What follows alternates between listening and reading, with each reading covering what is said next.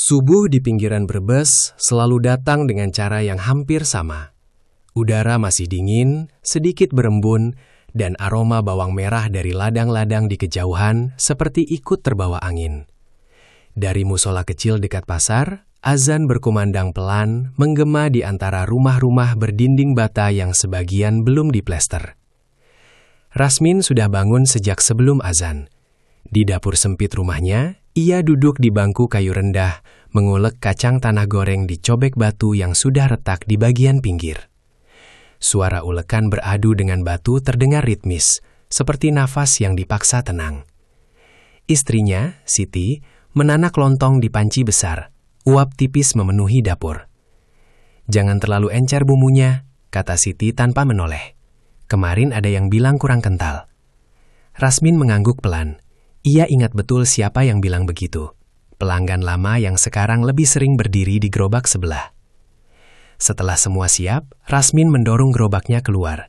Roda besi berdecit pelan melewati jalan kampung yang masih sepi. Ia melewati pos ronda, tempat beberapa bapak biasa begadang sambil main kartu. Pagi itu kosong, hanya tersisa gelas kopi dan asbak penuh puntung. Langit mulai memucat ketika ia sampai di tempat biasa. Di bawah pohon asam tua, tak jauh dari pintu masuk pasar.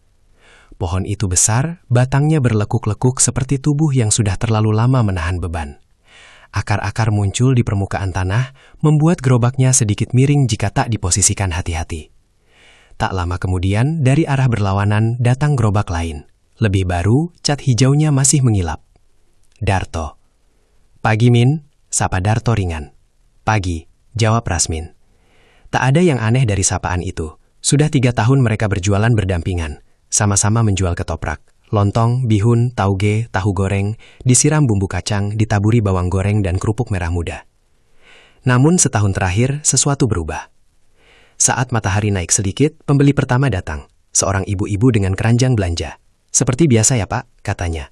Rasmin tersenyum, tangannya cekatan memotong lontong. Ia berusaha tak melirik ke samping. Tapi suara tawa kecil dan obrolan dari gerobak Darto terdengar jelas. Dalam 1 jam, 2 pembeli di tempat Rasmin. Di tempat Darto sudah 5. Bahkan ada yang rela berdiri sambil menunggu.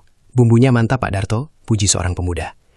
Rasmin menunduk, mengulek kacang lagi meski tak perlu. Tangannya terasa sedikit gemetar. Ia mencoba meyakinkan diri. Mungkin hanya kebetulan. Mungkin hari ini bukan harinya. Menjelang siang, pasar semakin ramai. Penjual ayam berteriak menawarkan dagangan. Bau ikan asin bercampur dengan aroma sayur segar. Namun di antara semua itu, Rasmin merasa ada jarak yang tak terlihat antara gerobaknya dan keramaian. Seorang pelanggan tetapnya, Pak Lurah kampung sebelah datang. Rasmin sempat tersenyum lega, tapi lelaki itu berhenti sebentar melihat kedua arah, lalu berkata, "Coba yang sebelah dulu ya, Min, katanya lagi enak." Kalimat itu sederhana, tapi seperti ada yang jatuh pelan di dalam dada Rasmin. Ia mengangguk, pura-pura sibuk menyusun kerupuk. Di bawah bayangan pohon asam, ia merasa lebih kecil dari biasanya. Siang menjelang suhur, dagangan Rasmin masih tersisa banyak. Lontong belum setengah habis, bumbu kacang masih penuh di wadah aluminium. Darto justru sudah menambah tahu goreng dari kotak cadangan. Beberapa ibu-ibu yang duduk makan di bangku plastik dekat gerobak Darto berbisik pelan. Tak terlalu pelan untuk tidak terdengar. "Entah kenapa, kalau makan di sini rasanya beda. Lebih pas. Iya, kayak ada, berkahnya." Rasmin tak tahu kenapa kata itu membuat tengkuknya meremang. Berkah. Apakah selama ini dagangannya tidak diberkahi? Padahal sebelum berangkat, ia selalu menyempatkan diri membaca doa pendek. Ia tak pernah mengurangi takaran. Ia tak pernah mencampur bahan basi. Semua sama. Sore hari, saat matahari mulai condong dan suara anak-anak pulang sekolah terdengar riuh, Rasmin menghitung uang di laci kecilnya. Tak sampai separuh dari biasanya. Darto menutup gerobaknya lebih dulu. "Alhamdulillah, habis lagi," katanya sambil tersenyum lelah. "Besok semoga ramai lagi ya, Min." Rasmin membalas senyum itu, senyum yang terasa berat. Malam di rumahnya sunyi, hanya suara televisi dari rumah tetangga yang terdengar samar. Siti duduk di lantai, menghitung uang hasil jualan. "Segini?" tanyanya pelan. Rasmin tak menjawab. "Uang sekolah Rani minggu depan, Min." "Aku tahu." Nada suaranya terdengar lebih keras dari yang ia maksudkan. Siti terdiam. Anak bungsunya sudah tidur, lampu ruang tamu temaram, hanya satu bohlam kuning yang menggantung tanpa kap. Setelah semua terlelap, Rasmin masih terjaga. Ia keluar rumah, duduk di kursi bambu depan teras. Angin malam membawa suara jangkrik dan sesekali gonggongan anjing jauh. Dari arah pasar, samar-samar terlihat bayangan pohon asam menjulang gelap. Ia memejamkan mata, mencoba mengusir perasaan tak enak yang sejak pagi mengganjal. Perasaan seperti ada yang mengawasi, bukan dari manusia, lebih seperti sesuatu yang diam dan sabar.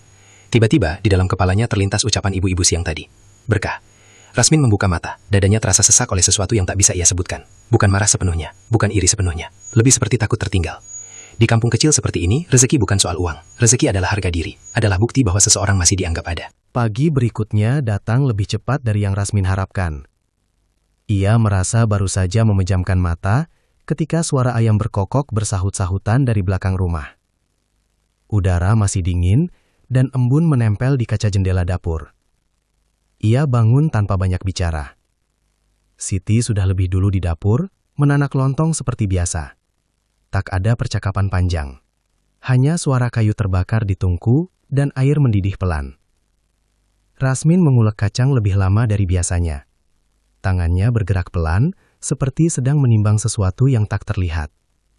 "Semalam kamu lama di luar," kata Siti pelan. "Angin saja," jawabnya singkat. Siti tidak melanjutkan. Tapi Rasmin tahu, istrinya mulai gelisah. Uang belanja makin tipis. Harga beras naik. Anak sulung mereka, Rani, butuh biaya daftar ulang sekolah. Gerobak kembali didorong menuju pasar. Jalanan kampung mulai ramai oleh ibu-ibu yang membawa tas belanja.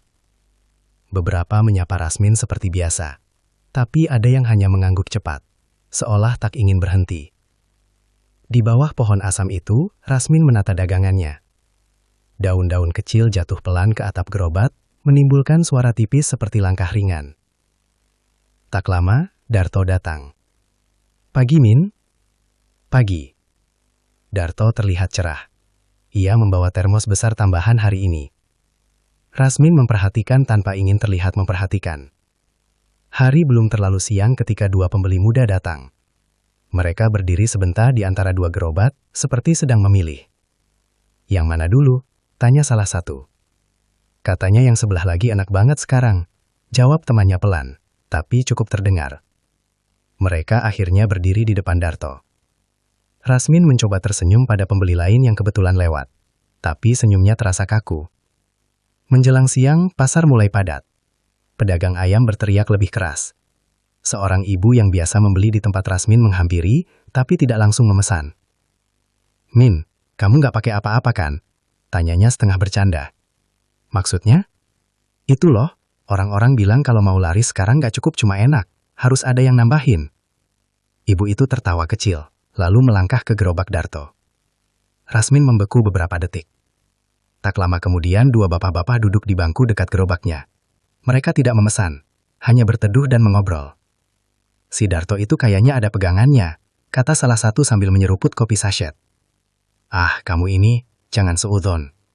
"Bukan seudon, cuma heran saja, tiba-tiba banget ramainya." Rasmin pura-pura sibuk mengiris tahu. Jantungnya berdegup lebih cepat. Aneh. Harusnya kabar itu membuatnya lega. Kalau Darto dituduh punya pegangan, berarti bukan salahnya kalau kalah. Tapi yang muncul justru rasa lain. Bagaimana kalau benar? Bagaimana kalau rezeki memang bisa ditarik lebih dekat dengan cara tertentu? Sore itu, dagangannya kembali banyak tersisa. Ia menutup gerobak lebih awal. Saat mendorong pulang, langkahnya terasa berat. Malam Jumat tiba. Di kampung, malam Jumat punya suasana berbeda. Setelah Isya, ibu-ibu berkumpul untuk yasinan. Lantunan ayat suci terdengar lembut dari rumah Pak RT. Anak-anak dilarang bermain terlalu jauh. Ada pantangan tak tertulis untuk tidak keluar rumah sendirian terlalu larut. Rasmin duduk di pos ronda bersama beberapa bapak. Lampu bohlam putih menggantung di tengah, dikerubungi laron. Obrolan berputar soal panen bawang yang kurang bagus, harga pupuk naik, sampai akhirnya entah bagaimana kembali ke soal dagangan. "Min, kamu sama Darto saingan berat ya sekarang?" tanya Pak Wiryo sambil tersenyum tipis. "Namanya juga usaha, Pak." Pak Wiryo mengangguk. "Dulu almarhum bapakku bilang, pohon asam di pasar itu tua sekali, sudah ada sebelum pasar dibangun. Katanya ada yang jaga." Beberapa bapak tertawa kecil, tapi tidak ada yang benar-benar menyangkal. "Ah, itu cerita lama," sahut yang lain.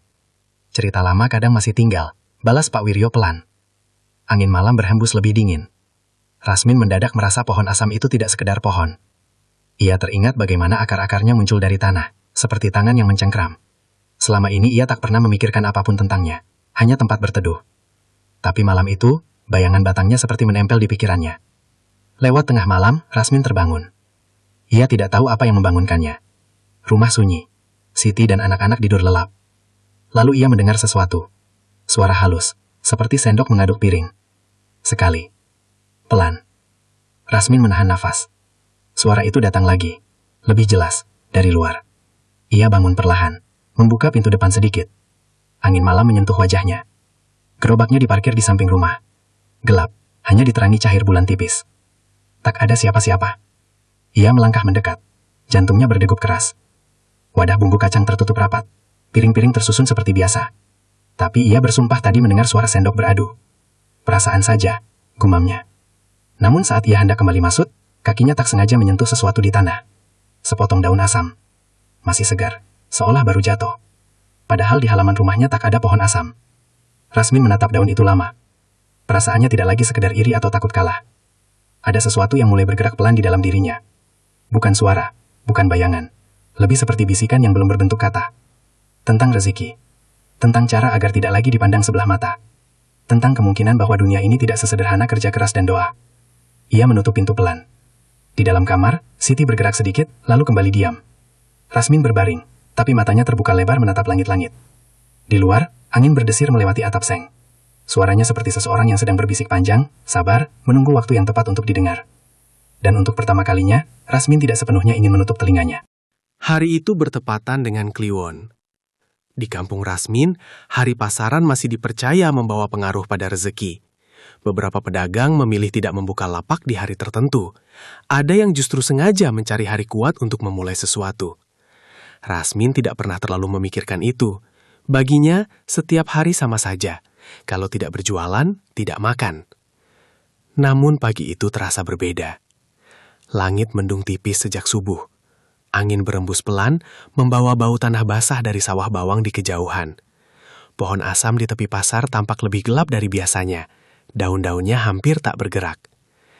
Rasmin sampai lebih awal. Ia ingin membuktikan sesuatu pada dirinya sendiri, bahwa sepi atau ramai bukan soal hari, bukan soal keberuntungan, tapi soal usaha. Ia menata gerobaknya dengan lebih rapi. Lontong dipotong sama besar, tauge direndam air bersih, bumbu kacang diaduk lebih lama hingga benar-benar halus. Saat matahari naik perlahan, pembeli mulai berdatangan. Namun seperti 2 hari sebelumnya, mereka melewati gerobaknya begitu saja. Langkah mereka berhenti di depan gerobak Darto. 2 bungkus, Mbak, pedas dikit. 3 di sini makan ya, tambah kerupuknya. Suara-suara itu terdengar jelas, tawa kecil, obrolan ringan. Aroma bumbu kacang yang diulek Darto terbawa angin ke arah Rasmin. Ia berdiri tegak, berusaha tersenyum pada siapapun yang kebetulan menoleh, tapi tak banyak yang benar-benar berhenti. Menjelang pukul 9, hanya 1 piring yang terjual. 1. Rasmin menatap lontong yang masih utuh. Uapnya sudah hilang. Ia menyentuhnya sedikit. Masih hangat, tapi tak lagi segar seperti tadi subuh. Di sisi lain, Darto terlihat kewalahan. Tangannya bergerak cepat. Sesekali ia menyeka keringat di kening. Seorang ibu-ibu yang selesai makan berdiri sambil berbisik pada temannya. Kalau Kliwon begini, memang rezekinya Pak Darto lagi naik. Kenapa bisa begitu? Tanya temannya. Entahlah, orang-orang bilang ada yang jaga. Rasmin pura-pura tidak mendengar, tapi kata-kata itu menancap. Ada yang jaga. Siapa? Apa? Ia melirik pohon asam di atasnya. Bayangan daunnya jatuh di atas gerobak seperti jaring tipis.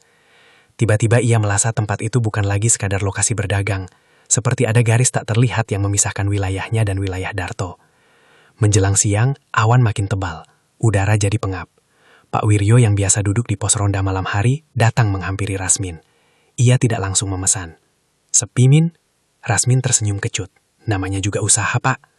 Pak Wiryo menatap ke arah gerobak Darto yang dikerubungi pembeli. Lalu ia berkata pelan.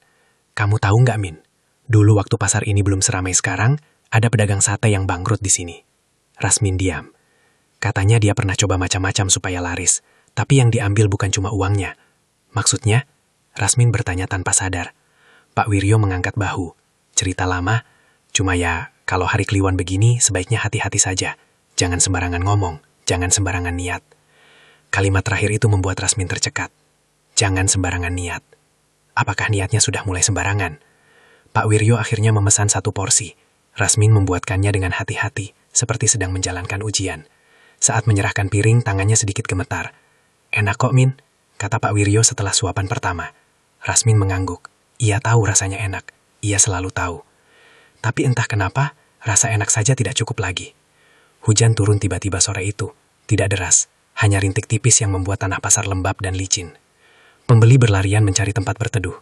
Gerobak Darto tetap dikerubungi orang yang menunggu hujan reda sambil makan. Gerobak Rasmin kembali sepi. Ia berdiri memandangi genangan air di tanah. Di permukaannya, bayangan pohon asam terlihat terbalik. Akar-akar yang menjulur tampak seperti tangan panjang yang menggapai sesuatu. Angin bertiup lebih kencang. Beberapa daun asam jatuh tepat ke atas wadah bumbu kacangnya. Rasmin buru-buru menyingkirkannya. Saat ia mengangkat kepala, untuk sesaat ia merasa seperti ada yang berdiri di balik batang pohon. Sosok gelap, tidak jelas bentuknya. Hanya perasaan bahwa ada mata yang memperhatikannya. Ia berkedip. Tak ada siapa-siapa. Hanya batang tua dengan kulit kayu yang mengelupas. "Min?" Suara Darto mengejutkannya. "Kamu mau tutup? Hujannya nggak berhenti-berhenti." Rasmin menoleh. "Iya, sebentar lagi." Darto mendekat sedikit, menurunkan suara. "Kalau mau, besok kita tukar posisi saja." Sejak hari Kliwon itu, Rasmin semakin sering melamun. Tangannya tetap mengulek kacang setiap subuh, tetap memotong lontong dengan ukuran yang sama, tetap tersenyum pada pembeli yang datang. Tapi pikirannya seperti berjalan sendiri, menembus suara pasar, menembus obrolan orang-orang.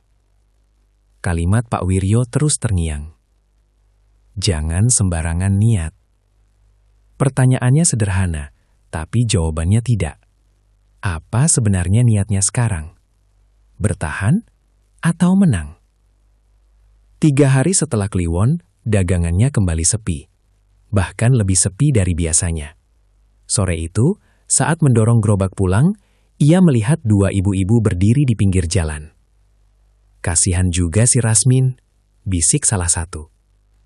"Iya, kalah terus sama Darto, padahal dulu lumayan." Langkah Rasmin melambat, tapi ia tidak menoleh. Dadanya terasa perih. Ia bukan marah pada ibu-ibu itu, mereka hanya berkata jujur. Sampai di rumah, Siti sudah menunggu di depan pintu. "Tadi Bu Rahayu datang," katanya pelan. "Menagih cicilan koperasi." Rasmin menutup mata sesaat. "Aku tahu. Kita harus bayar minggu ini, Min. Kalau tidak..." Kalimat itu dibiarkan menggantung. Tidak perlu diselesaikan. Mereka sama-sama paham artinya. Malam itu Rasmin tidak ikut duduk di pos ronda. Ia memilih berjalan sendirian ke arah sawah di ujung kampung. Angin bertiup lebih dingin dari biasanya. Bulan sabit menggantung pucat di langit. Di perbatasan kampung, ada jalan kecil menuju desa seberang. Desa yang jarang ia datangi, kecuali kalau ada hajatan atau keperluan mendesak. Di sanalah, menurut cerita yang pernah ia dengar sepintas, tinggal seseorang yang bisa membantu urusan rezeki. Rasmin berhenti di ujung jalan itu. Kakinya terasa berat. "Aku cuma ingin cari cara," gumamnya pada diri sendiri. "Bukan mau menyakiti siapapun." Ia melangkah. Desa seberang lebih sepi. Rumah-rumahnya berjauhan, sebagian masih berdinding kayu. Lampu-lampu redup, beberapa sudah padam. Ia berjalan mengikuti petunjuk samar yang pernah ia dengar. Rumah paling ujung, dekat pohon randu besar. Benar saja, di ujung jalan tanah itu berdiri sebuah rumah kecil beratap seng tua. Di depannya, pohon randu menjulang tinggi. Bayangannya menutupi hampir seluruh halaman. Rasmin berdiri beberapa detik sebelum mengetuk pintu kayu itu. Tok, tak ada jawaban. Tok, tok. Pintu terbuka pelan tanpa suara berderit. Seorang lelaki tua berdiri di baliknya. Rambutnya putih seluruhnya, wajahnya keriput dalam, matanya kecil tapi tajam. "Mau apa?" Suaranya datar. Rasmin menelan ludah. "Saya mau tanya sesuatu." Lelaki tua itu tidak langsung mempersilahkan masuk. Ia menatap Rasmin lama, seperti membaca sesuatu di wajahnya. "Masalah dagangan?" tanyanya pelan. Rasmin tercekat. "Bapak tahu dari mana?" Orang tua itu tersenyum tipis. "Orang datang ke sini biasanya bukan karena panen bawang." Ia berbalik dan masuk. Rasmin ragu sesaat, lalu mengikuti. Di dalam rumah remang, hanya ada lampu minyak kecil di sudut ruangan. Bau kemenyan samar tercium. "Duduk," kata lelaki itu. Rasmin duduk bersila di atas tikar pandan. "Namaku Mbah Karta," ujar lelaki itu. "Kamu dari pasar bawah pohon asam." Rasmin mengangguk pelan. Jantungnya berdetak lebih cepat. "Ada yang ingin kamu ambil?" tanya Mbah Karta. "Saya cuma ingin dagangan saya ramai lagi." "Ramai saja?" Rasmin terdiam.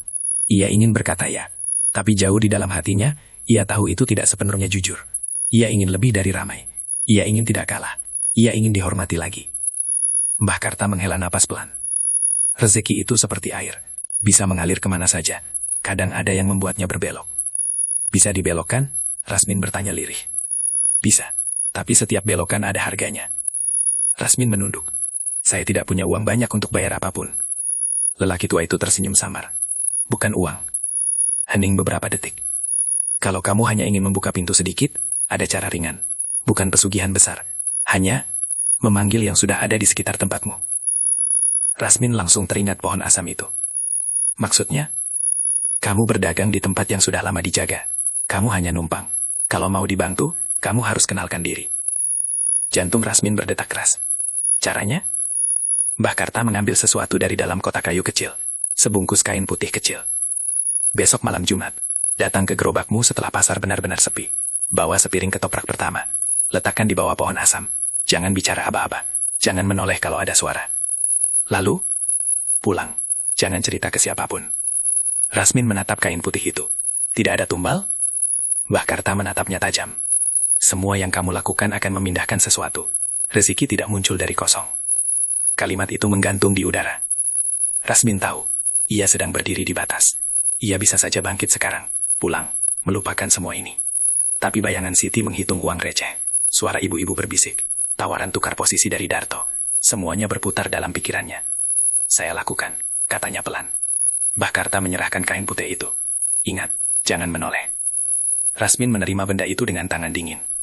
Saat ia berjalan pulang melewati sawah yang gelap, suara jangkrik terdengar lebih keras dari biasanya.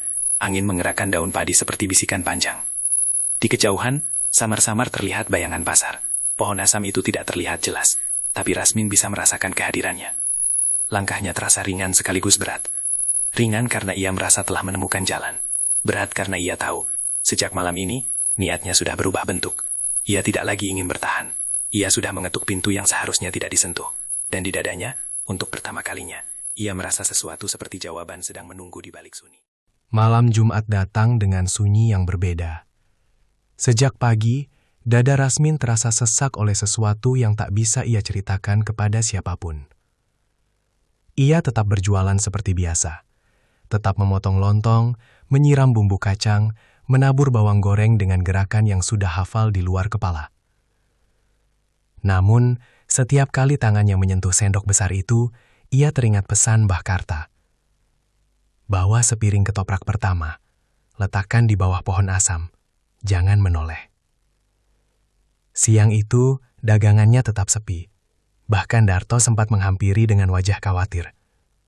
Min, kamu kelihatan pucat, sakit. Tidak, jawab Rasmin cepat. Darto mengangguk, lalu kembali melayani pembeli.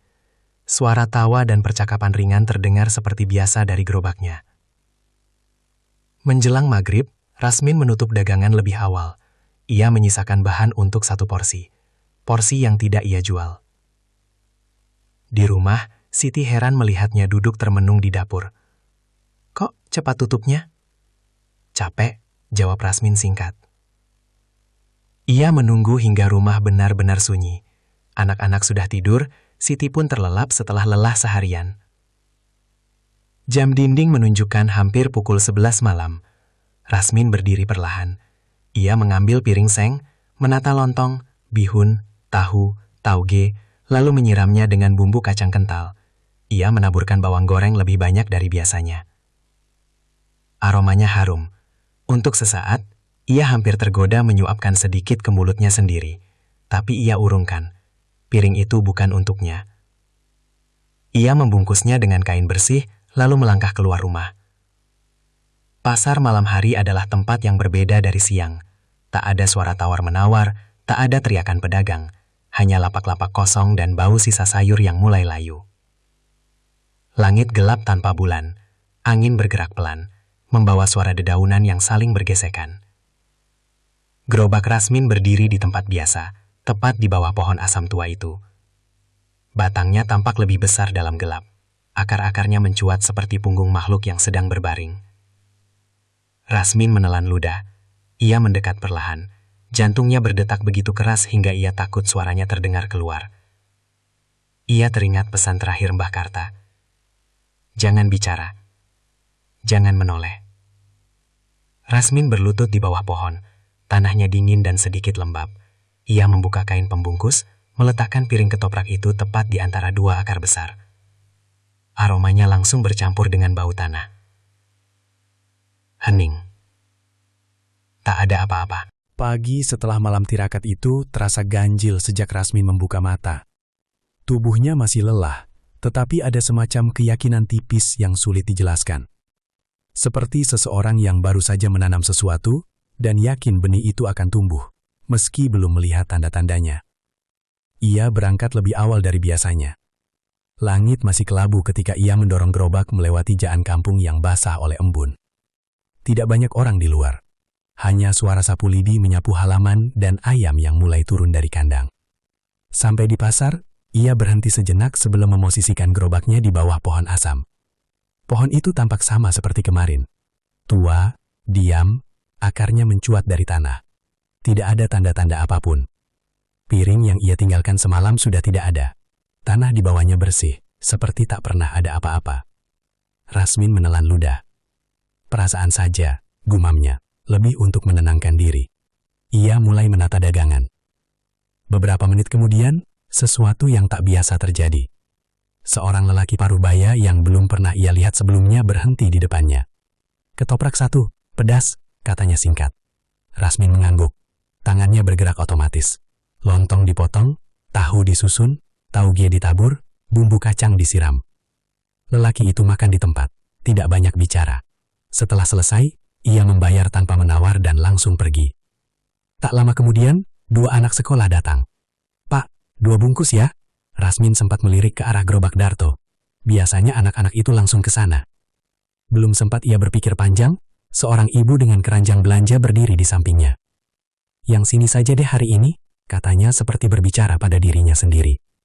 Dalam waktu kurang dari 1 jam, 5 porsi terjual. 5. Rasmin hampir tak percaya. Biasanya sampai jam segitu baru 1 atau 2. Ia mulai sibuk, tangannya bergerak cepat. Uang receh berdenting di laci kecilnya. Suara pasar terasa berbeda pagi itu, seolah-olah ada arus halus yang mengarah ke gerobaknya. Di sisi lain, gerobak Darto masih ramai, tapi tidak seramai biasanya. Ada beberapa pembeli yang berdiri ragu di antara mereka, lalu memilih Rasmin. Darto sempat menoleh, wajahnya sedikit heran, tapi ia tetap tersenyum. "Wah, ramai juga kamu, Min," katanya saat sempat berpapasan. Rasmin hanya mengangguk. "Lumayan." Ia mencoba terdengar biasa saja, padahal dadanya bergetar. Menjelang siang, dagangannya hampir setengah habis. Ini belum pernah terjadi dalam beberapa minggu terakhir. Namun di tengah kesibukan itu, ia merasakan sesuatu yang aneh. Setiap kali ia menyiram bumbu kacang ke atas lontong, aromanya terasa lebih kuat dari biasanya. Lebih tajam, hampir menusuk hidung. Beberapa pembeli memuji. "Bumbunya beda ya, Pak? Lebih nendang?" Rasmin tersenyum kaku. Ia tidak mengubah resep apapun.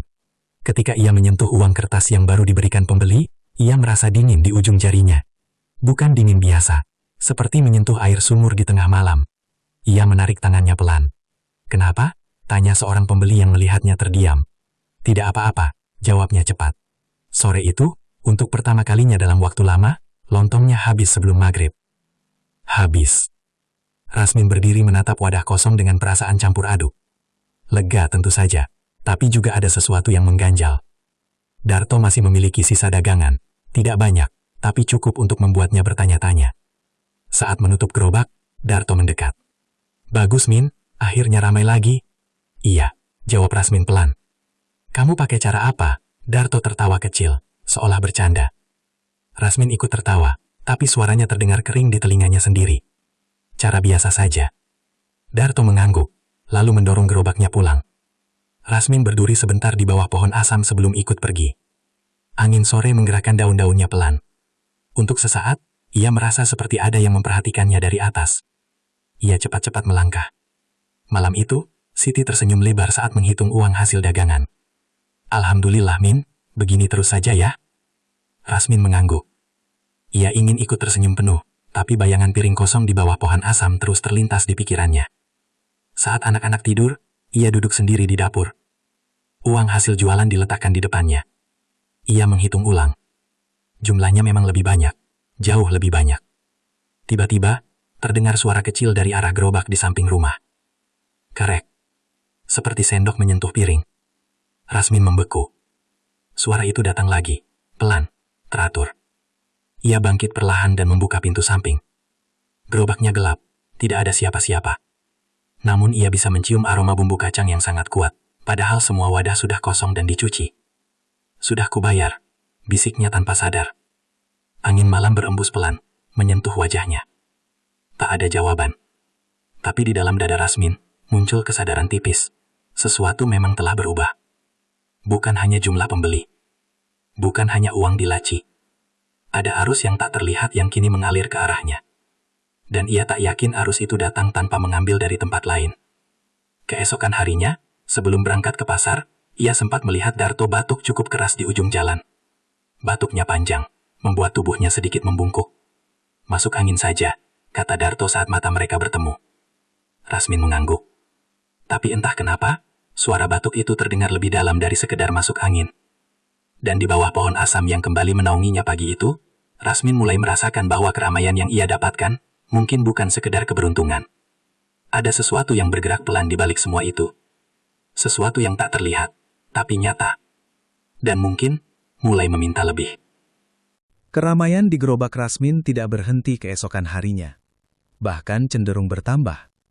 Sejak pagi, pembeli sudah berdiri mengantri. Ada wajah-wajah baru yang belum pernah ia lihat sebelumnya. Seorang supir angkot, 2 pegawai kantor kecamatan, bahkan seorang ibu dari desa seberang yang katanya penasaran karena ramai. Rasmin melayani tanpa banyak bicara. Tangannya bergerak cepat, hampir tanpa jeda. Lontong dipotong, tahu diiris, bihun diambil segenggam, bumbu kacang disiram dengan sendok besar yang kini terasa semakin berat setiap hari. Tambah kerupuknya, Pak. Pedas sedikit. Dibungkus 3. Suara-suara itu datang bertubi-tubi. Di sela kesibukan, ia sempat melirik ke arah gerobak Darto. Sepi. Tidak sepenuhnya kosong, tapi jauh berbeda dari biasanya. Hanya satu pembeli yang duduk sambil makan pelan. Darto berdiri dengan wajah pucat. Ia beberapa kali batuk, tangannya menutup mulut dengan sapu tangan kecil. Rasmin menelan ludah. Ia mencoba meyakinkan diri bahwa ini hanya kebetulan. Rezeki memang naik turun. Hari ini mungkin miliknya, besok bisa saja kembali ke Darto. Namun menjelang siang, batuk Darto semakin sering terdengar. Suaranya serak, seperti ada yang tertahan di tenggorokan. Seorang ibu-ibu yang biasa membeli di tempat Darto mendekat ke gerobak Rasmin. "Pak Darto kok kelihatan sakit ya?" katanya pelan. "Kurang tahu," jawab Rasmin singkat. Ibu itu menggeleng. "Tadi pagi katanya pusing, badannya panas."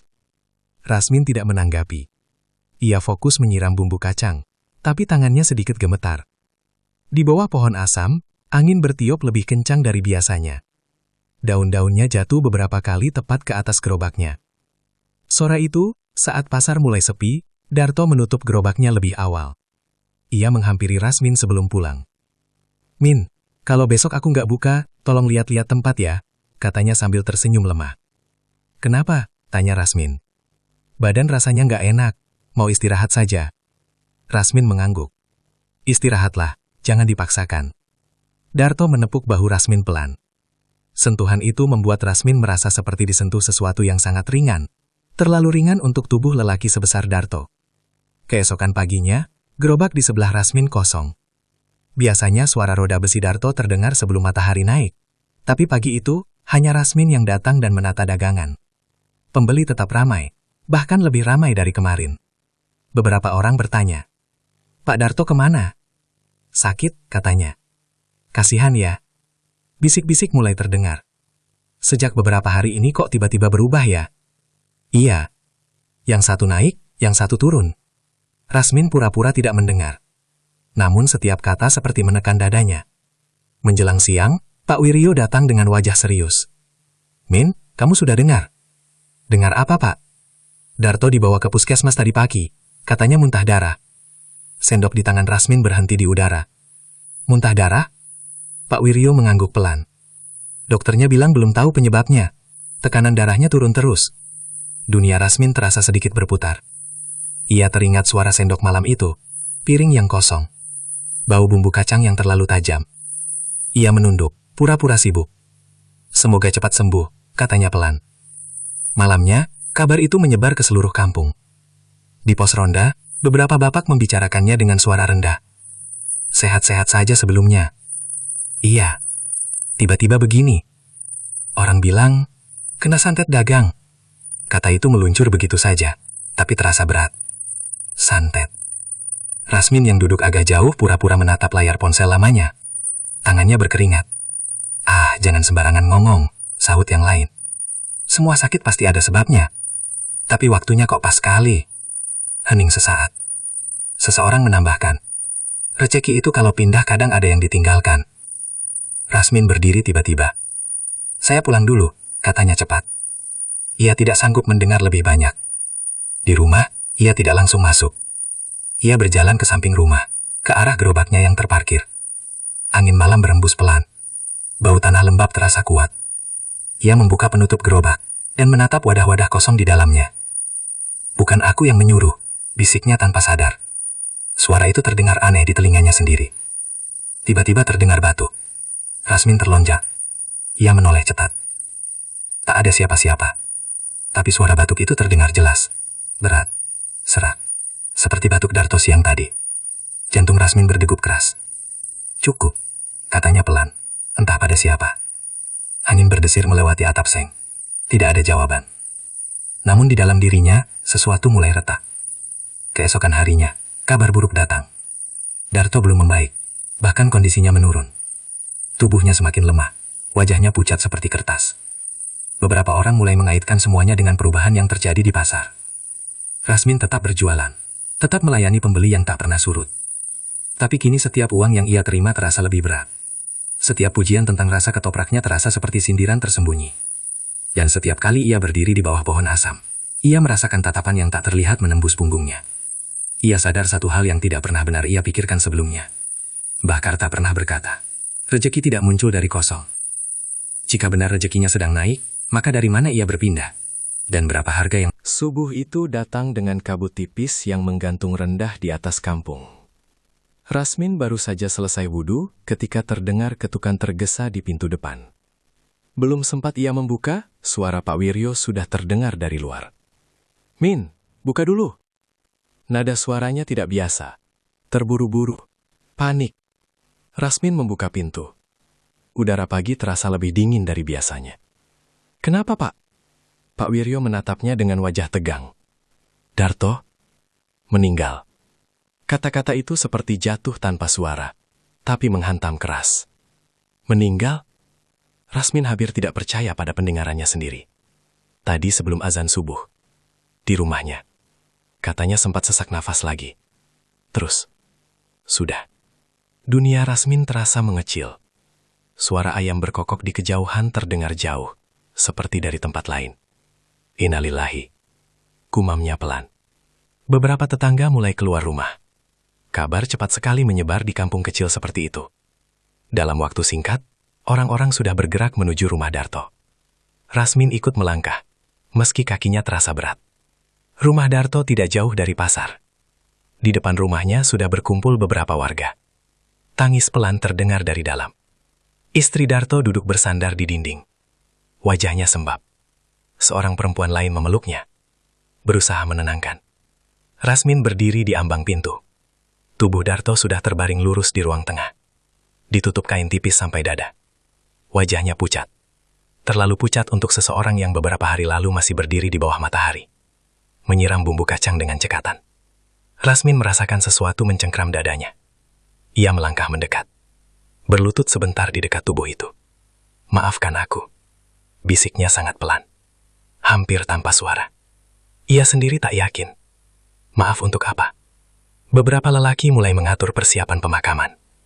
Ada yang mengambil air untuk memandikan jenazah. Ada yang menghubungi keluarga Chow. Di sudut ruangan, 2 orang ibu-ibu berbisik. Cepat sekali ya. Iya, padahal belum tua. Aneh saja rasanya. Rasmin tidak perlu mendengar kelanjutannya. Ia tahu kemana arah bisik-bisik itu. Menjelang pagi benar-benar terang, azan subuh berkumandang. Suaranya terasa lebih sendu dari biasanya. Jenazah Darto dimandikan dan dikafani dengan sederhana. Wajahnya yang tadi pucat kini tertutup kain putih. Rasmin membantu angkat keranda. Tangannya menyentuh kayu penyangga. terasa dingin. Saat keranda itu diangkat, untuk sesaat ia merasa seperti ada hembusan angin yang lewat di dekat telinganya. Sangat pelan, seperti nafas. Ia menoleh refleks. Tak ada siapa-siapa di belakangnya. Pemakaman berlangsung cepat. Tanah masih lembab oleh embun pagi. Ketika liang dikali, beberapa orang membaca doa dengan suara pelan. Rasmin berdiri tak jauh dari kuburan yang baru ditimbun. Tatapannya kosong. Selesai semua. Orang-orang mulai beranjak pulang.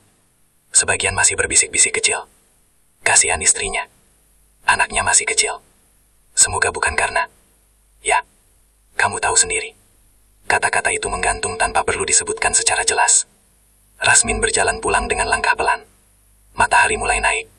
Tapi hangatnya tak terasa. Siang itu, pasar tetap buka. Hidup tidak berhenti.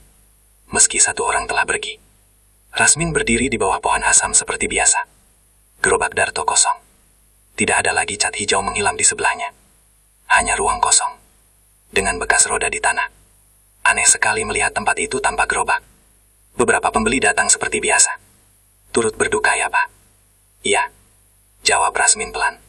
Tanpa Darto, pembeli semakin banyak mendatangi gerobaknya. Hampir semua orang yang biasanya berdiri di sisi sebelah, kini beralih. Sore belum tiba, tapi dagangannya hampir habis.